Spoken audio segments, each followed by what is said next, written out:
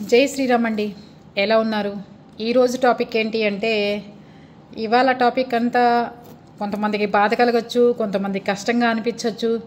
కానీ జనాలు ఇబ్బంది పడుతున్నది, జనాలు కష్టంగా ఉన్నది, మనకి ఇబ్బంది కలిగించేవి అప్పుడప్పుడు జరుగుతుంటాయి. అవి మీతో పంచుకోవాలి. ఇలాంటి మనుషులు ఉన్నారు, ఇలాంటి ప్రపంచంలో మనం బతుకుతున్నాం కాబట్టి అందరితో పాటు తప్పదు అని చెప్పి మనందరం చేస్తూ ఉంటాం. కానీ మన డబ్బులు రోడ్డు మీద ఎక్కడైనా పడిపోయినాయి అనుకోండి, మనకి ఎంత బాధ కలుగుతుంది? ఎవరి డబ్బులన్నా మనకి దొరికాయి అనుకోండి, అబ్బాయి ఇవాళ మనకి ఏదో నక్కతొక్కం దొక్కాం, ఇవాళ మనకి 1000 రూపాయలు దొరికినాయి, 2000 పర్స్ దొరికింది అని ఆలోచిస్తున్నామే తప్ప, ఆ పోగొట్టుకున్నవాడు ఎంత బాధపడతాడనేది పెయిన్ ఎవరికి అర్థం కావట్లా. సరే, ఇంకోటి మీకు ఇవాళ నేను చెప్పే టాపిక్ కష్టంగా అనిపించవచ్చు, చెప్పేవాళ్ళకి అలాగే ఉంటుంది, వినేవాళ్ళకి అలాగే ఉంటుంది. మనం చేయటం వల్లే ఇవన్నీ తయారయ్యాయని నేనైతే అంటాను. లంచాలు తీసుకోవడము నేరమే, ఇవ్వటము నేరమే అని చెప్పి మన ముఖ్యమంత్రులు అందరూ టోల్ ఫ్రీ నెంబర్ ఇస్తున్నారు. బలానా వాళ్ళు ఎవరైనా లంచం తీసుకుంటే ఇలా మాకు ఫోన్ చేయండి అని చెప్తున్నారు, చెప్పండి అని చెప్తున్నారు.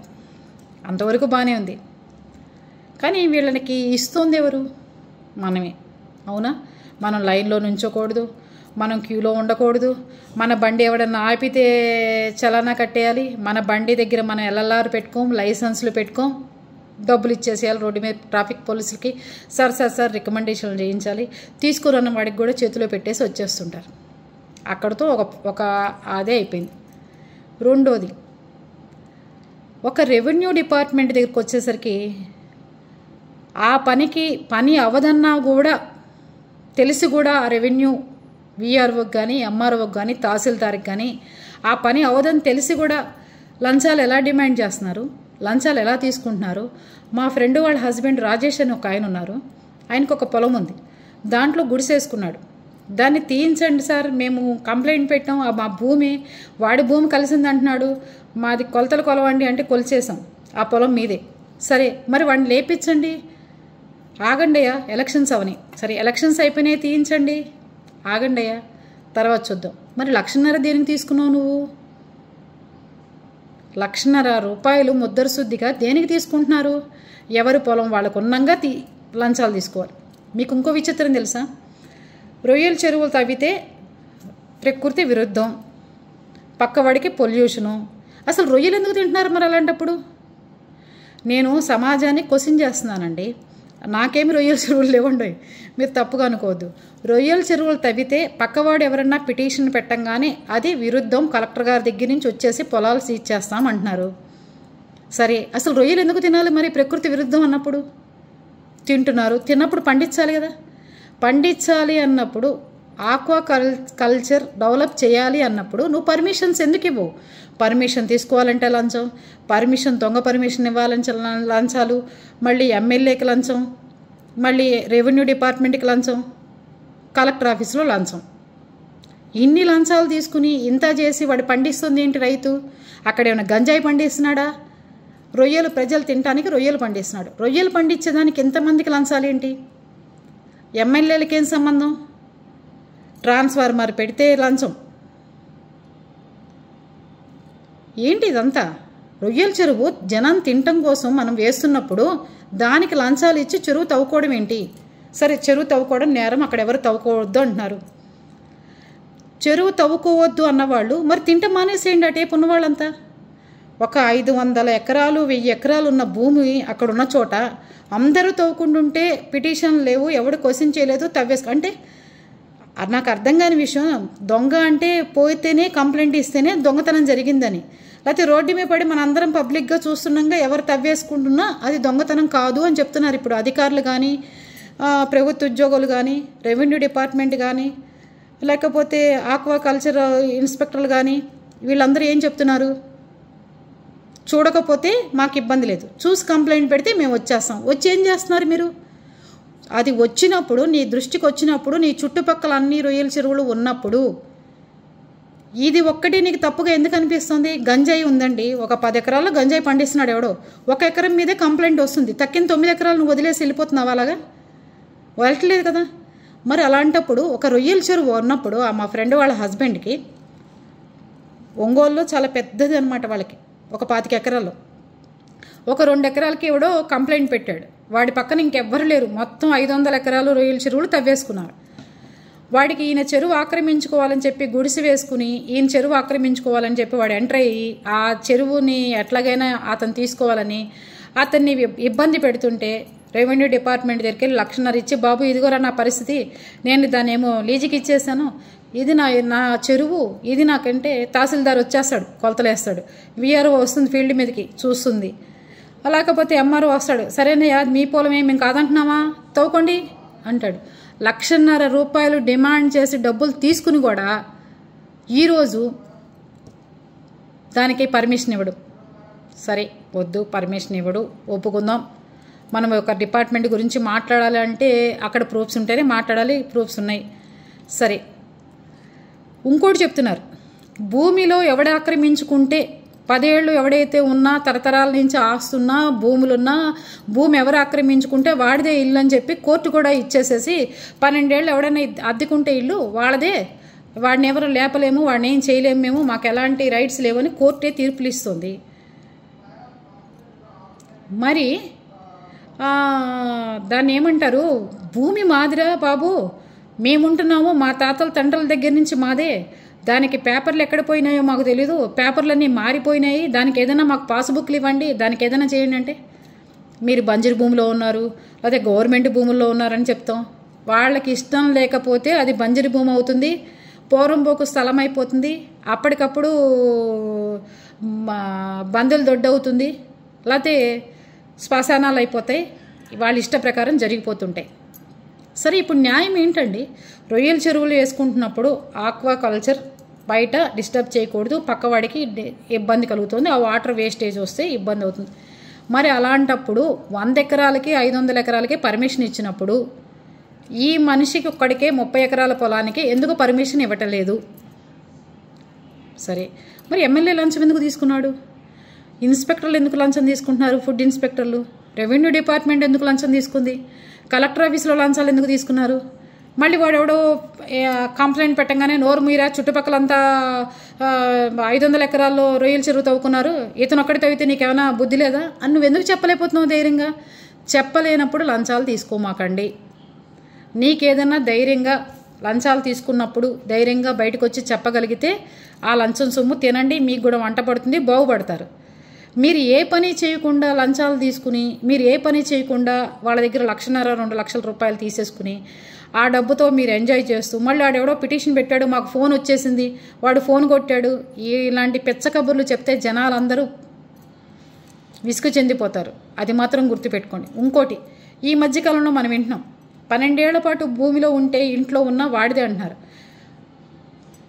కనీసం 100 సంవత్సరాల నుంచి ఆ భూమిలో ఉండే ఆ భూమి పేపర్లు మారాయి, మా పేర్లు తీసేశారు, దాంట్లోంచి ఆ పొలం మాదే అంటే 1,50,000 రూపాయలు తీసుకుని ఎంఆర్ఓ అవతల ఓనర్ని రుబాబు చేస్తున్నాడు. అవతల ఏంటయ్యా, మీరు గవర్నమెంట్ ల్యాండ్ తవ్వుతున్నారు, మీరు గవర్నమెంట్ ఏం చెప్తున్నారు ప్రభుత్వం?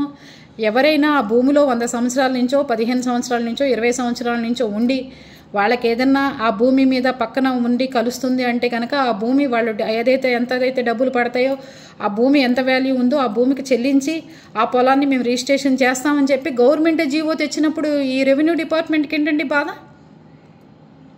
సరే, అది అయిపోయింది. వాళ్ళని పొలంలో వేసుకొనివ్వకుండా మా ఫ్రెండ్ వాళ్ళ హస్బెండ్ రాజేష్ని వాళ్ళని ఎన్ని ఇబ్బందులు పెట్టాలో ఈ రెవెన్యూ డిపార్ట్మెంట్ అన్ని ఇబ్బందులు పెట్టి ఎమ్మెల్యేలు లంచాలు తీసేసుకుని ఎన్ని రకాలుగా చెయ్యాలి అంటే అన్ని రకాలుగా చేస్తున్నారు. రొయ్యల చెరువులకు పర్మిషన్ కావాలంటే ఎమ్మెల్యే కావాలి, కలెక్టర్ నుంచి రావాలి, ఆర్డీఓ ఆఫీస్ నుంచి రావాలి, ఎంఆర్ఓ ఆఫీస్ నుంచి రావాలి, విఆర్ఓ పర్మిషన్ కావాలి. ఇంతమంది పర్మిషన్కి ఇంతమందికి ఇచ్చుకొచ్చిన తర్వాత తీరా వాడు తవ్వుదాం అన్న టయానికి ఎక్కడి నుంచో ఫోన్ వచ్చిందండి. విరోధులు లేకుండా ఎవరు ఉంటారండి ప్రపంచంలో? విరోధులు లేకుండా ఎలా ఉంటారు? వీడు ఒక పార్టీ వాడు ఇంకో పార్టీ వెంటనే ఫోన్ కొడతాడు. తక్కిన వాళ్ళకి ఎలా తవ్వుతాను? తక్కిన వాళ్ళ తంతారని వాడు జైల్లో కూర్చోకూడదు, వీడెళ్ళి జైల్లో కూర్చోకూడదు. మరి ఈయన కూర్చోలేడు, ఈయన పిల్లలందరూ ఉద్యోగస్తులు, ఉన్నది 3 ఆడపిల్లలే, వాళ్ళని తనలేడు, వాళ్ళని చూడలేడు, వాడిని ఇచ్చేయలేడు. ఆయన పొలం మధ్యలో తవ్వకుండా ఆగిపోయి కూర్చుంది. మొన్న వింత చెప్పమంటారా? ఒంగోలులో ఇప్పుడు ఎండాకాలం కాబట్టి చెరువులన్నీ దానికి ఇచ్చేసుకుంటున్నారు. ఏంటది, దాన్ని ఏమంటారండి, బాగు చేసుకుంటున్నారు. ఆ పూడికలు తీయటం మొత్తం ఒక 70-80 లేకపోతే 100 కూడా ఉన్నాయేమో ట్రాక్టర్లు అన్నిటినీ శుభ్రంగా సీజ్ చేసి ఎంఆర్ఓ ఆఫీసులో పెట్టారు. మాకు తెలిసిన దగ్గర ఊర్లో పెడితే వాళ్ళు వచ్చి 2 లక్షలు 3 లక్షలు అందరూ చూస్తుండగానే లోపలికి వెళ్ళి ఎంఆర్ఓ గారితో మాట్లాడుకుని డబ్బులు ఇచ్చి ఆ పని బయటకు వచ్చారు. ఎలా సమస్యకి పరిష్కారం? పని చేయండి, డబ్బులు తీసుకోండి. ఆ డబ్బులు తీసుకోండి అని చెప్పేది మనమే. మనం లైన్లో నుంచోలేము, కూర్చోలేము, పోరాడలేము, వాడిని తనలేము, కోర్టుకి వెళ్ళలేము, పోలీస్ స్టేషన్కి వెళ్ళలేము. మళ్ళీ ఇక్కడ తన్నుకుంటే మళ్ళీ ఎస్ఐకి ఇవ్వాలి. ఎంతమందికి ఇలాగా? వాడికి దాంట్లో వచ్చేదంత లీజు 30,000 నుంచి 40,000 లీజు. ఆ 40,000 లీజుకి వీళ్ళందరికీ డబ్బులు కట్టేసరికి ఒక 20 లక్షల రూపాయలు అయిపోతాయి. వాడికి ఉండే 4 ఎకరాల పొలంలో 20 లక్షలు లీజ్ అయిపోతే వాడు ఇంకా దాంట్లో తినేదంతా. ఎవరో నాన్ వెజ్ తింటారు, రొయ్యలు పండించాలి, పైకి ఎక్స్పోర్ట్ చేయాలి, లీజుకి ఇచ్చుకోవాలి, పొలాలు ఉన్నాయన్న వాళ్ళకి ఇలాంటి దౌర్భాగ్యమైన స్థితి వచ్చిందండి. రొయ్యల చెరువులకి దయచేసి చెప్తున్నాను ఆఫీసర్స్ అందరికీ, పర్మిషన్ ఉంటేనే తవ్వుకోండి అని అంటున్నారు. గంజాయి పండించేటప్పుడు మీకు 1 ఎకరం మీదే కంప్లైంట్ వస్తే పక్కన ఉన్న 10 ఎకరాలు వదిలేస్తున్నారా? అలాగే ఒక పొలం మీద మీకు కంప్లైంట్ వచ్చినప్పుడు ఆ పొలం జోలికే కాకుండా చుట్టుపక్కల ఎవరికి పర్మిషన్ ఇచ్చారు, చుట్టుపక్కల ఎందుకు తవ్వారు, చుట్టుపక్కల తవ్వడానికి అసలు మీకు ఏం రైట్స్ ఉన్నాయని చెప్పి ఎప్పుడైతే నిలదీస్తారో ఆ రోజే సమాజం బాగుపడుతుంది. ఒకటి దాంట్లో 2 ఎకరాలు బంజరు కలిసింది, ఒకటి దాంట్లో 2 ఎకరాలు పూరం పోకుందని చెప్పి వీఆర్ఓ వచ్చి మీద పడిపోయి 100 సంవత్సరాల నుంచి పొలం ఉన్న మీదకి వచ్చేస్తారు. ఎన్నెన్ని చోట్ల బంజర్ల పొలాలు ఉన్నాయి, ఎన్నెన్ని చోట్ల బంజరు ఉంది అనేది కూడా అందరి దగ్గర తీసుకుని వీళ్ళ దగ్గరికి వచ్చి తీసుకుంటే దేశం బాగుపడుతుంది. ఎవడైతే తక్కువ క్యాస్ట్ వాడు ఉన్నాడో, ఎవడైతే ఏమీ చేసుకోలేడో, ఎవడైతే బలహీనుడో, ఎవరి దగ్గర అయితే డబ్బు లేదో వాళ్ళ మీద వీళ్ళ అధికారాలన్నీ చెలాయించి పొలాలు లాక్కోను, లంచాలు తీసుకోను, డబ్బులు తీసుకోను, ఆ రొయ్యల చెరువులని ఏదో పెద్ద వజ్రాలు, దాంట్లో ఏమైనా మైన్స్ ఉన్నాయా, దాంట్లో ఏమైనా గ్రానైట్ ఉందా, ఏముంచొచ్చింది, జనాలు తినడానికే రొయ్యలు పండించేది, దానికోసం పెద్ద యుద్ధాలు.